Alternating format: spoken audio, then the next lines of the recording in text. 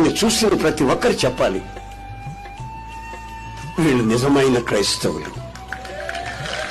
నిజమైన క్రైస్తవులు. వీళ్ళు క్రీస్తుని ప్రతిబింబిస్తున్నారు, క్రీస్తుని ప్రత్యక్షపరుస్తున్నారు, క్రీస్తు కొరకు తమ జీవితాలను అంకితం చేసుకున్నారు. వీళ్ళని మనం ఎన్ని చెప్పినా మన అలవాట్లోకి రారు, చెప్పి ప్రయోజనం లేదు వీళ్ళకి. వీళ్ళు ప్రభుత్వం హత్తుకొని జీవిస్తున్నటువంటి ప్రజలు అనే సంగతి ప్రజలు గుర్తించాలి.